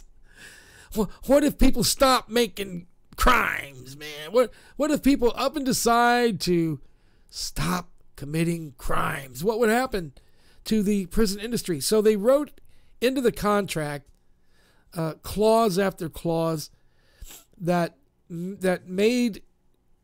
placed the responsibility for providing the raw product of penitentiaries to the penitentiaries. What is the raw product of a penitentiary? People. So, in other words, the United States government entered into a deal with private for-profit penitentiaries to sell or rent Americans for lockup into this foul system that we are involved in for profit. Don't you realize that American corporations would never have gone for that had it not been for that? For those guarantees, for that promise that the American judicial system gave them, that there would always and forever be a source of raw product, in other words, Americans, where you can lock us up and the federal government will be charged hundreds of dollars a day for maintenance and upkeep and pay for all that, the prison guards and keep the lights on and pay for the electric chair. And somebody's got to pay for that. And how do they pay for that? How do all the bills get paid at the penitentiary? Easily. You don't think the American government would enter into a contract where they would just, the upkeep would just naturally be there? No. This is on a personal basis. We're going to charge you per unit. When you're going to work with the federal government, you're going to charge a unit price. You're never going to say, okay, here's an overall price. No one would negotiate a contract with an overall price with the federal government. And that goes both ways. The federal government would never negotiate any kind of contract that had a flat price. You see what I'm saying? It always has to be per diem, per customer, per unit. For every poor sucker, for every poor sap who gets tangled up inside of the American judicial system. And I don't know if you know this or not, but we've already established through people like Thunder Bear Courage, who is a law researcher, that judges definitely get paid for sending your ass to jail. We already knew that. Not only do judges get paid for sending you to jail, the jails get paid for having you there. So where are we going with this? Kind of got off track again there. Once again, apologies for that. Oh boy, are my sinuses killing me today. I'm gonna tell you what's going on. I've been to my doctor about this, and she tells me that it's not an infection. It's an allergy to something. You're allergic to something. What is it you're allergic to? What else? My pets, my dear dogs, and my ferret. So the doctor said, here are your choices. Either get rid of all your pets, vacuum every inch of your house, paint the walls, replace the carpeting, and get rid of all your blankets, bed sheets, clothing, everything like that, and be allergy free. And I said, wait a minute, hold on. What was that you said at first? Something about getting rid of my pets? Ding, ding, ding, ding. Attention, attention. Not allowed. I heard all the stories about those poor folks in Paradise, California, up in the north there where the fires hit them. How they left their poor pets behind. Now, all of my foster children and adopted children are up and grown and out of the house. So thankfully, there are no children in my house for me to have to rescue. But I'll tell you this, officer, I'll tell you this, FEMA man, I'll tell you this, U.S. soldier guy, you will not get my wife out of this house without her dogs. It's just that simple. If you come to evacuate us, you're going to have to take them dogs. Oh, and you're going to have to get the ferret too. Otherwise, my wife will not come, and I'll tell you what, neither will I. But you'll die. Well, we'll die together, won't we? I hear a lot of stories about people leaving their pets behind. My heart goes out to them because, I understand that I don't get the extenuating circumstances. I know that when they beat on your door and say you're evacuated, you're evacuated. Either you walk out the door or they can drag you out the door. I know that. I used to volunteer with the American Red Cross. And yes, friends, they can do that. In a certain emergency situation. Now, during tornadoes and stuff like that, floods, hurricanes, there are mandatory evictions, but they cannot legally make you move or leave. But there are situations where when the military is in control and they knock on your door and say, come on, you're evacuated, and you say, no, I'm not, they may just grab you by the throat and say, what was that you were saying? I can't hear you. I'm sorry, did you say something, sir? I thought I told you you were evacuated. I guarantee you, officer, soldier, whatever, if you come to this house to evacuate me, you say, there's a train done uprailed and there's ammonia smoke coming down and you got to leave and leave now without your pets. I'd say, well, guess what? Make sure you send the morgue thing around when you guys have cleaned it all up. Because we'll either leave together or we'll stay together, me and my animals. And if my wife wasn't asleep, she'd be in there going, that's right! Hey, wife, you going to let them evacuate you and leave your animals behind? She's asleep, all right. Because she would definitely say no to that. Would you leave your daughter behind? They knocked on your door and said, there's a train derailment. Ammonia gas is coming. You're going to die if you stay. Leave your daughter in the bed and come with me. would you look at him and say, bitch, please. I know you joking. No, leave your kids up there. You got to come with us right now. Don't wake your kids up. The ammonia's coming down the street. I don't care. You know what I'm saying? I'm waking my kids up, and I'm the same way. That's how I am with our dogs. How many of you out there listening to this right now and watching this are like, I know what you're saying? Or let's give you a test. Let's give you a test. When I was with the American Red Cross, this was a very real issue. And we always used to ask, not only ourselves, but we'd ask our people that we dealt with, what was your number one fear? What was the most trauma? You people have been through tornadoes, hurricanes, disasters of every kind. We asked them, once they were aware that everyone in their family, their immediate family, is safe, their next concern is their pets. And I mean, it's always in that order. Is my whole family, well, my wife and my kids got out, we're safe.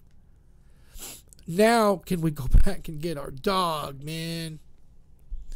Can we go back and get our little parakeet? I've seen, as a disaster relief worker with the American Red Cross, I have seen people run police roadblocks after being told, no, ma'am, you can't go get your kitty cat.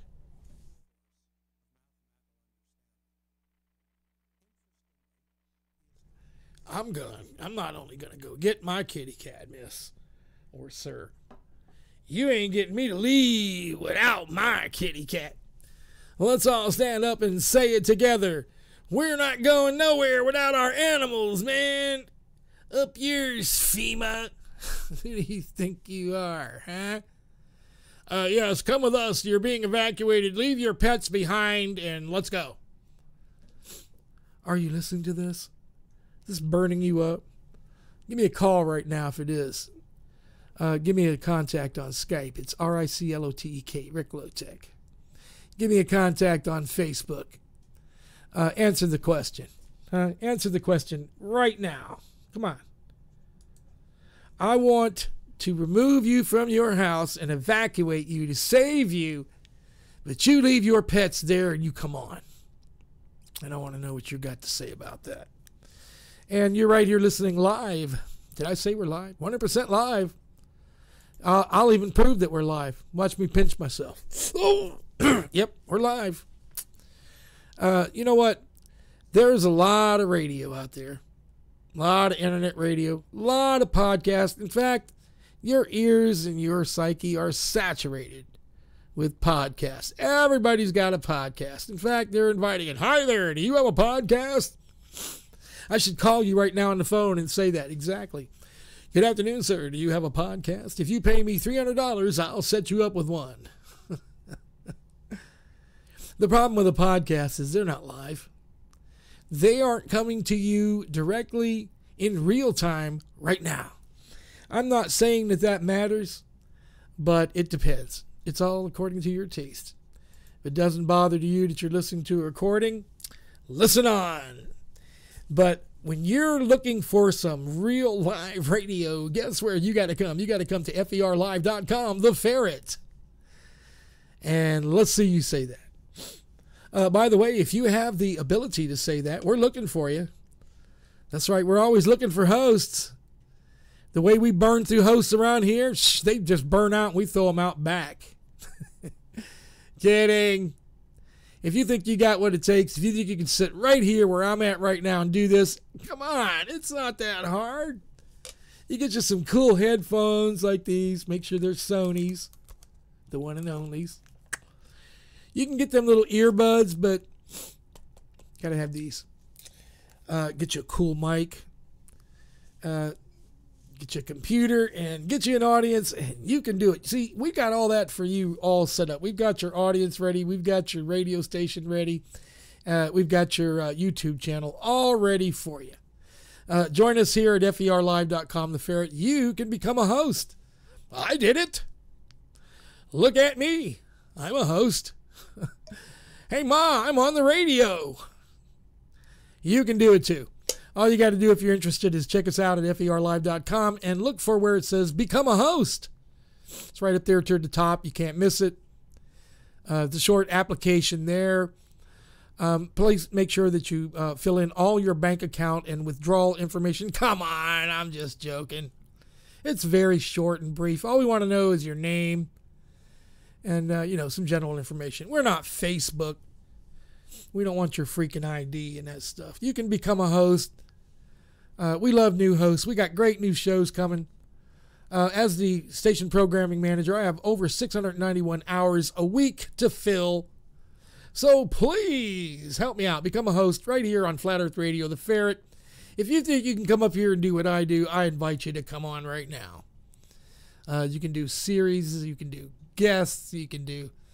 And it doesn't have to be Flat Earth in general. Stick around. Try to remember that this is Flat Earth Radio. But other than that, you'll be okay. Once again, remember, ferlive.com, The Ferret. Go to our front page, look for the little block that says Become a Member or Become a Host, and become a host right here on Flat Earth Radio Live, The Ferret. And while you're there at the front page at ferlive.com, sign up for our mailing list. Oh, I apologize for these sinuses. But yeah, sign up for our mailing list. We'll keep you up to date on things, special offers, special events, news coverage, even really cool videos that only people on our mailing list are accessible to. So yeah, do you need to be on our mailing list? You betcha you do. Otherwise, go ahead and fall behind. It's up to you. It's your call. See if I care. And while we're mentioning things like that, also there is a definite necessity to mention fepeople.com. FePeople. FePeople, 3 Ps. FePeople.com is designed for Flat Earth and the Flat Earth community. Here, we will not be stifled, laughed at, We will not be misdirected when we do our searches. All of our searches will come to the Flat Earth. If you plug in a search on fepeople.com, you're not going to come up with the same nonsense that you get from YouTube when you plug in a Flat Earth, search in there. You're going to get the reality of it. So join us on fepeople.com. I've got my account. Sign up for your free account. Now, I know you hear that a lot, folks. There's always somebody saying, sign up for your free account. This really is a free account. And we don't expect anything of you. We're not asking all that deep information. We're not asking for you to disclose your financial situation and that kind of stuff. We just want the birth dates and the social security numbers of all of the children in here. No, come on. Just kidding. We don't want none of that. Definitely sign up for our newsletter. You'll enjoy it. We've got a lot of plans going.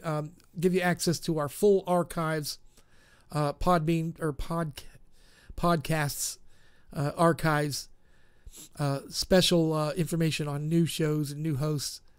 Hey, you need to be on the mailing list. What more do I have to say? If you don't sign up for our mailing list, I'm going to walk over there in my room right now and beat myself half to death. Well, what are you waiting for? Sign up for our mailing list. Only at ferlive.com, so do that. And I want to go back to you yellow vest people. Hey, you need to contact us.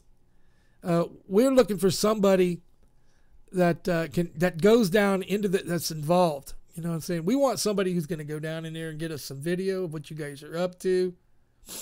Now, we follow a lot of you guys on YouTube, but hey, we're looking for something exclusive. Hey, we are a radio station, and we're doing this thing with YouTube. We got full video. So, hey, by all means, if you go down here, if you're a yellow vester, get us some images. Get us some video, and we'll broadcast it.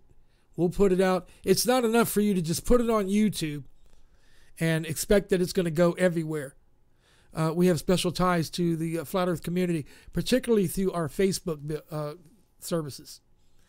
We have a lot of Flat Earth-oriented Facebook groups. And we're also tied to the number one, the biggest one. So yeah, you need to get in touch with us. Help us out. We're flatearthradiolive.com. We're asking that you become a contributor. Look at our front page. You'll see all kind of places where you can find out how to do that. So join us. Sign up for our newsletter. Sign up to be a host. Send us some images. Get involved. Yeah, let's do this. All right, let's do this. Let's do this flat earth thing. You know what I'm saying? Let's do it. Especially now that we've seen that they don't like what we're doing. When I say they, it's a very ambiguous term, they. Of course, I can't explain it any more than anyone else can. But there really does seem to be a secretive force at work, not only in our lives, but in our whole world. And this secretive force always comes up as being they. You know, somebody that we can't describe or don't know. And when I say that, I'm talking about not the Illuminati. I'm talking about the Luciferians. They're the they in my they, the Luciferians. Anyone who thinks that everything that's going on right now is directly accreditable to entities like Illuminati or rich people or Bilderbergers or anything like that, you got it so wrong. This isn't about men. This is about Lucifer and Yahweh. This is their fight. You and I are just pawns in this. And we're both the pawn and the prize. That's the thing. So understand that what's at work here are forces much darker than any man could ever create. Because the Bible says we deal not with the flesh. We deal with evil thoughts and contemplations and what was been written by man as well-dressed, well-cared-for men in lighted spaces, and they're the real demons of the world. And they have manicures and pedicures, and they wear $1,000 suits, $10,000 suits. They arrived in a vehicle that you could buy 2 brand new homes on the beach for. These are Luciferians, friends. They're not just the enemy. They're not just the people who want your money. Since when did money ever enter into this? Why would the guys who print your money want your money? This isn't about money. This is about that war, that same old war, same old war where it began in the book of Genesis in chapter 3, where it says, I'm not going to quote it, but it talks about the Nephilim. They were there in those days, and they were giants in those days. That war, the same war. You know, we men like to believe that this is our war, but that's not true. I saw a meme floating around today on Facebook that said something to the effect of, let me see. It said, why would God create Lucifer? It started with this. It said, the concept of Satan is really silly. And then it went on to say, why would God create Lucifer only to be his enemy? You can sit there and look at that as, wow, that's really creative thinking, but it's asinine. Anyone who thinks that Lucifer is the enemy of man, but I'm not so certain that Lucifer ever was the enemy of Yah. And here's where I get this. Because Lucifer isn't the one who goes out and strangles poor innocent women to death and rapes them and beats them and leaves them lying in a field face down, dead, naked, to allow some poor child who's riding a bicycle to come upon the scene and discover it. I've never seen or heard of Lucifer doing that, but I've heard of lots of men doing that. Lucifer doesn't sit in bars on a Saturday night and drink himself into a stupor then stagger out to his car and try to drive home and run into a minivan and kill 4 people. I've never seen Lucifer. I've never had to dig Lucifer out of a crashed car that just ran through a minivan and killed a whole family. I've had to do that to a couple of men, though. I've never heard of Lucifer coming down and sitting in Congress and declaring war on a sovereign nation. But I've seen lots of presidents do that, men. And I've never seen Lucifer pull a gun. I've never seen a black Lucifer pull a gun and kill another black man either. But I've seen many black men do that. The truth of the matter is, Lucifer is not the creator of evil. He is not the purveyor of evil either. Yah created evil. Yah created love equally. That's the yin and yang. Or is it yin and yang, I think. Yeah, oh, it's yin and yang. Yeah, yin and yang. But anyway, here we are at the end of another show. I'm so glad that you sat through this with me and listened. I hope I enlightened you in some form or other. Coming up next is the Short Attention Span Theater, and I'll be controlling that. We have to be very careful what music we play these days, but we'll find something good to play. Have to stay away from those copyrights, and we can't play the Doors and the Beatles and stuff like that. We apologize, but that's not what we do here. The fact that we even play music is just a whim of mine, because this is talk radio. And they ask me this often. They say, "What do you want playing music on talk radio?" But you know what? I listen to talk radio too, and I'm like, God, that's boring. After the couple of hours, it becomes so repetitive that you need to break it up. So that's my concept. I just want to, break it up a little bit. Can you blame me? Can you really listen to talk radio, just people talking? Well, I've been talking for 4 hours now. If you want to listen to this next guy for talking for another 4 hours, stay tuned. Of course, I ain't no better because I've been talking for at least 4 hours now. I started the first show at 8 o'clock. But I dig it. Certainly I do, or you wouldn't see me here doing this. But anyway, I want to invite you to come back again tomorrow night, same place, same time.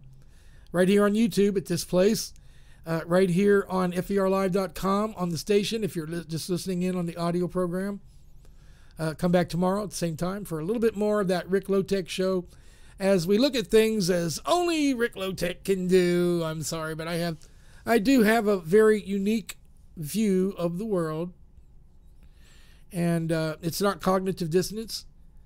My view of the world is a result of years of research.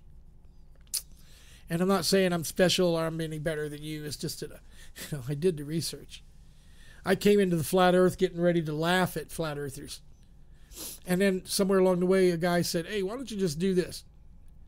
Check it out." So I did. And the end result of that is what you see. A flat earther. I am a staunch flat earther. I'll bust your ass if you stand up and laugh at me and say, flat earth. I'll bust your ass. See this? You will no doubt note that these are not very small arms. So, if you like to go up there and look at the average flat earther and say, "Oh, gee, you're an idiot. I'm laughing at you," try that with me. Because I'll take off my glasses for you. But anyway, watch out for the flat earthers, because we tend to stick together. Man, you pick on one flat earther, you pick on all of us. And with that said, we're done for the day.